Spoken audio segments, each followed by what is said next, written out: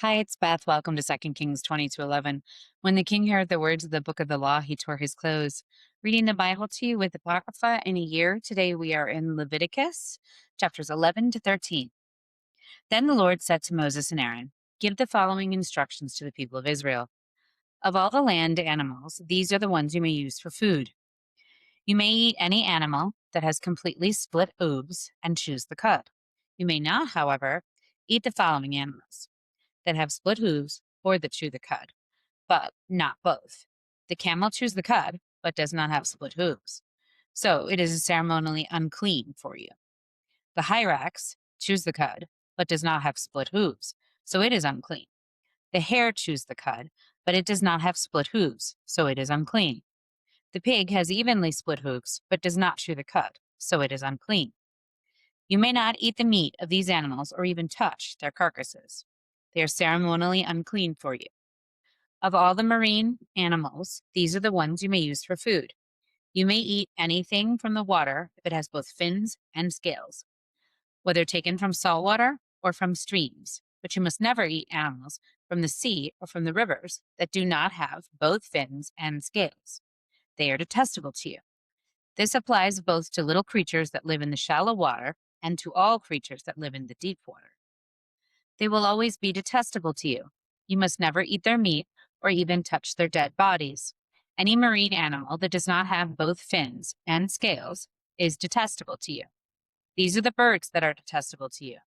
You must never eat them: the griffin, vulture, the bearded vulture, the black vulture, the kite, falcons of all kinds, ravens of all kinds, the eagle owl, the short-eared owl, the seagull, hawks of all kinds, the little owl, the cormorant, the great owl, the barn owl, the desert owl, the Egyptian vulture, the stork, herons of all kinds, the hopi, and the bat.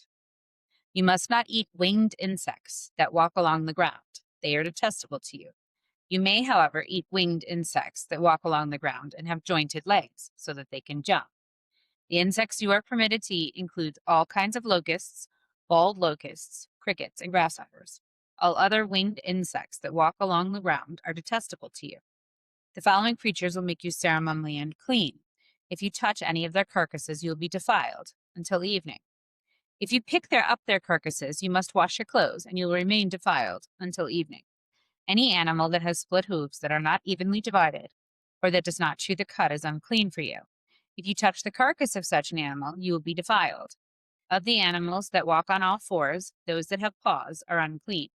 If you touch one of the carcasses of such an animal, you will be defiled until evening. If you pick up its carcass, you must wash your clothes, and you will remain defiled until evening. These animals are unclean for you. Of the small animals that scurry along the ground, these are unclean for you: the mole rat, the rat, large lizards of all kinds, the gecko, the monitor lizard, the common lizard, and the sand lizard, and the chameleon. All these small animals are unclean for you. If any of you touch the dead body of such an animal, you will be defiled until evening. If such an animal dies and falls on something, that object will be unclean. This is true whether the object is made of wood, cloth, leather, or burlap. Whatever its use, you must dip it in water, and it will remain defiled until evening. After that, it will be ceremonially clean and may be used again. If such an animal falls into a clay pot, everything in the pot will be defiled, and the pot must be smashed. If the water from such a container spills on any food, the food will be defiled, and any beverage in such a container will be defiled. Any object on which the carcass of an animal falls will be defiled. If it is an oven or hearth, it must be destroyed, for it is defiled, and you must treat it accordingly. However, if the carcass of such an animal falls into a spring or a cistern of water, the water will still be clean, but anyone who touches the carcass will be defiled. If the carcass falls on seed grain to be planted in the field, the seed will be considered clean. But if the seed is wet when the carcass falls on it, the seed will be defiled. If an animal you are permitted to eat dies and you touch its carcass, you'll be defiled until evening. If you eat any of its meat or carry away its carcass, you must wash your clothes, and you'll remain defiled until evening. All small animals that scurry on the ground are detestable, and you must never eat them. This includes all the animals that slither along on their bellies, as well as those with 4 legs and those with many feet. All such animals that scurry along the ground are detestable to you, and you must never eat them. Do not defile yourselves by touching them. You must not make yourselves ceremonially unclean because of them. For I am the Lord your God. You must consecrate yourselves and be holy, because I am holy. So do not defile yourselves with any of these small animals that scurry along the ground. For I, the Lord, am the one who brought you up out of the land of Egypt, that I might be your God. Therefore you must be holy, because I am holy. These are the instructions regarding land animals, birds, marine creatures, and animals that scurry along the ground. By these instructions, you will know what is unclean and clean, and which animals may be eaten, and which may not be eaten. The Lord said to Moses, "Give the following instructions to the people of Israel. If a woman becomes pregnant and gives birth to a son, she will be ceremonially unclean for 7 days, just as she is unclean during her menstrual period. On the 8th day, the boy's foreskin must be circumcised. After waiting 33 days, she'll be purified from the bleeding of childbirth.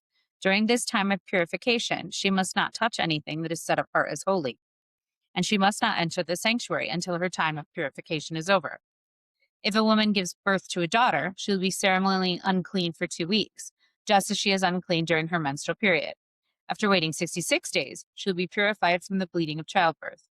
When the time of purification is complete, for either a son or a daughter, the woman must bring a 1-year-old lamb for a burnt offering and a young pigeon or a turtle dove for a purification offering.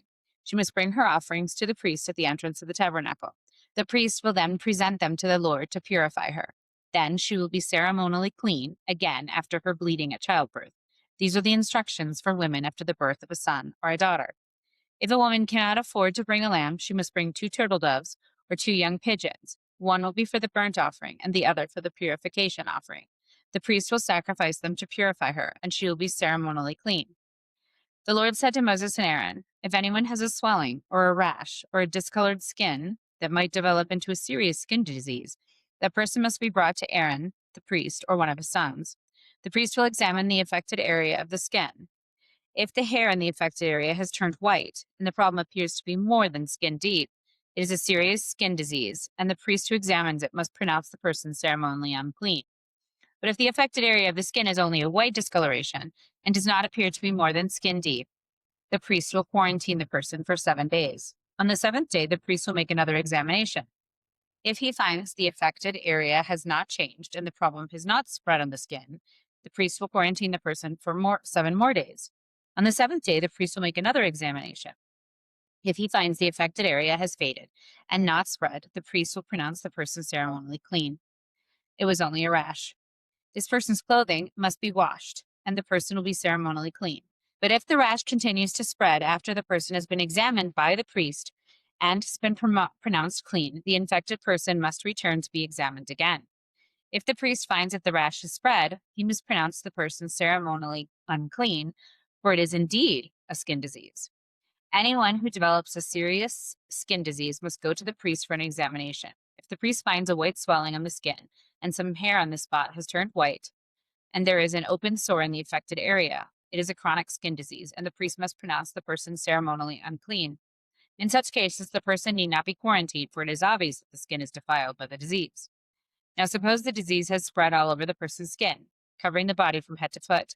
When the priest examines the infected person and finds that the disease covers the entire body, he will pronounce the person ceremonially clean. Since the skin has turned completely white, the person is clean. But if any open sores appear, the infected person will be pronounced ceremonially unclean. The priest must make this pronouncement as soon as he sees an open sore, since open sores indicate the presence of disease. However, if the open sores heal and turn white, like the rest of the skin, the person must return to the priest for another examination. If the affected areas have indeed turned white, the priest will then pronounce the person's ceremony clean by declaring, "You are clean." If anyone has a boil on the skin that has started to heal, but a white swelling or reddish white spot develops in its place, that person must go to the priest to be examined. If the priest examines it and finds it to be more than skin deep, and the hair in the affected area has turned white, the priest must pronounce the person ceremonially unclean. The boil has become a serious skin disease. But if the priest finds no white hair on the affected area, and the problem appears to be no more than skin deep and has faded, the priest must quarantine the person for 7 days. If during that time the affected area spreads on the skin, the priest must pronounce the person ceremonially unclean, because it is a serious skin disease. But if the area grows no larger and does not spread, it is merely a scar from the boil, and the priest will pronounce the person ceremonially clean. If anyone has suffered a burn on the skin and the burned area changes color, becoming either reddish white or shiny white, the priest must examine it. If he finds that the hair in the affected area has turned white and the problem appears to be more than skin deep, a skin disease has broken out on the burn, then the priest must pronounce the person ceremonially unclean, for it is clearly a serious skin disease. But if the priest finds no white hair on the affected area and the problem appears to be no more than skin deep and has faded, the priest must quarantine the infected person for 7 days. On the 7th day, the priest must examine the person again. If the affected area has spread on the skin, the priest must pronounce that person ceremonially unclean, for it is clearly a serious skin disease. But if the affected area has not changed or spread on the skin and has faded, it is simply a swelling from the burn. The priest will then pronounce the person ceremonially clean, for it is only the scar from the burn. If anyone, either man or woman, has a sore on the head or chin, the priest must examine it. If he finds it is more than skin deep and has fine yellow hair on it, the priest must pronounce the person ceremonially unclean. If it is a scabby sore of the head or chin, if the priest examines the scabby sore and finds that it is only skin deep, but there is no black hair on it, he must quarantine the person for 7 days. On the 7th day, the priest must examine the sore again. If he finds that the scabby sore has not spread and there is no yellow hair on it and it appears to be only skin deep, the person must shave off all hair except the hair on the affected area. Then the priest must quarantine the person for another 7 days. On the 7th day, he will examine the sore again. If it has not spread and appears to be no more than skin deep, the priest will pronounce the person ceremonially clean. The person's clothing must be washed and the person will be ceremonially clean. But if the scabby sore begins to spread after the person is pronounced clean, the priest must do another examination. If he finds that the sore has spread, the priest does not need to look for yellow hair. The infected person is ceremonially unclean. But if the color of the scabby sore does not change and black hair has grown on it, it has healed. The priest will then pronounce the person ceremonially clean. If anyone, either man or woman, has shiny white patches on the skin, the priest must examine the affected area. If he finds the shiny patches are only pale white, this is a harmless skin rash and the person is ceremonially clean. If the man loses his hair and his head becomes bald, he is still ceremonially clean. And if he loses his hair on his forehead, he simply has a bald forehead. He is still clean. However, if a reddish white sore appears on the bald area at the top of his head or on his forehead, this is a skin disease. The priest must examine him, and if he finds swelling around the reddish white sore anywhere on the man's head, and it looks like a skin disease, the man is indeed infected with a skin disease and is unclean. The priest must pronounce him ceremonially unclean because of the sore on his head. Those who suffer from a serious skin disease must tear their clothing and leave their hair uncombed. They must cover their mouth and call out, "Unclean, unclean." As long as a serious disease lasts, they will be ceremonially unclean. They must live in isolation in their place outside the camp. Now, suppose mildew contaminates some woolen or linen clothing. Woolen or linen fabric, the hide of an animal, or anything made of leather. If the contaminated area in the clothing, the animal hide, the fabric, or the leather article has turned greenish or reddish and it's contaminated with mildew and must be shown to the priest. After examining the affected spot, the priest will put the article in quarantine for 7 days. On the 7th day, the priest must inspect it again. If the contaminated area has spread, the clothing or fabric or leather is clearly contaminated by a serious mildew and is ceremonially unclean. The priest must burn the item, the clothing, the woolen or linen fabric, or piece of leather, for it has been contaminated by serious mildew. It must be completely destroyed by fire. But if the priest examines it and finds that the contaminated area has not spread in the clothing, fabric, or the leather, the priest will order for the object to be washed and then quarantined for 7 more days. Then the priest must examine the object again. If he finds that the contaminated area has not changed color after being washed, even if it did not spread, the object is defiled. It must be completely burned up, whether the contaminated spot is on the inside or outside. But if the priest examines it and finds that the contaminated area has faded after being washed, he must cut the spot from the clothing, fabric, or leather. If the spot later appears on the clothing, the fabric, or leather article, the mildew is clearly spreading and the contaminated object must be burned up. But if the spot disappears from the clothing, the fabric, or leather article after it has been washed, it must be washed again. Then it will be ceremonially clean. These are the instructions for dealing with mildew that contains woolen or linen clothing or fabric of anything made of leather. This is how the priest will determine whether these items are ceremonially clean or unclean. The book of Matthew, chapter 7, in its entirety. Do not judge others, and you will not be judged, for you will be treated as you treat others. The standard you use in judging, this is the standard by which you will be judged. And why worry about the speck in your friend's eye when you have a log in your own? How can you think of saying to your friend, "Let me help you get rid of that speck in your eye," when you can't see past the log in your own eye? Hypocrite. First, get rid of the log in your own eye. Then you will see well enough to deal with the speck in your friend's eye. Don't waste what is holy on people who are unholy. Don't throw your pearls to pigs. They will trample the pearls, then turn and attack you. Keep on asking, and you will receive what you ask. Keep on seeking, and you will find. Keep on knocking, and the door will be open to you.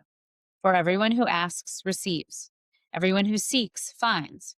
And to everyone who knocks, the door will be opened. Your parents, if your children ask for a loaf of bread, do you give them a stone instead? Or if they ask for a fish, do you give them a snake? Of course not. So if you sinful people know how to give good gifts to your children, how much more will your heavenly Father give good gifts to those who ask him? Do to others what you would like them to do to you. This is the essence of all that is taught in the law and the prophets. You can enter God's kingdom only through the narrow gate. The highway to hell is broad, and the gate is wide for the many who choose that way. But the gate to life is very narrow, and the road is difficult, and only few ever find it. Beware of false prophets who come disguised as harmless sheep, but are really vicious wolves. You can identify them by their fruit, that is, by the way they act. Can you pick grapes from thorn bushes or figs from thistles?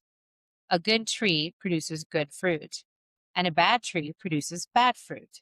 A good tree can't produce bad fruit, and a bad tree can't produce good fruit. So every tree that does not produce good fruit is chopped down and thrown into the fire. Yes, just as you identify a tree by its fruit, so you can identify people by their actions. Not everyone who calls out to me, "Lord, Lord," will enter the kingdom of heaven. Only those who actually do the will of my Father in heaven will enter. On Judgment Day, many will say, "Lord, Lord, we prophesied in your name, and cast out demons in your name, and performed many miracles in your name." But I will reply, "I never knew you. Get away from me, you who break God's laws." Anyone who listens to my teaching and follows it is wise, like a person who builds a house on solid rock. Though the rain comes in torrents and floodwaters rise, and the winds beat against that house, it won't collapse because, wish Beth changed the tree. It won't collapse because it is built on bedrock. But anyone who hears my teaching and does not obey is foolish, like a person who builds a house on sand. When the rains and floods come, the winds beat against that house. It will collapse with a mighty crash. When Jesus had finished saying these things, the crowds were amazed at his teaching, for he taught with real authority, quite unlike the teachers of their religious law. Thus ends the reading for today. Never walk alone.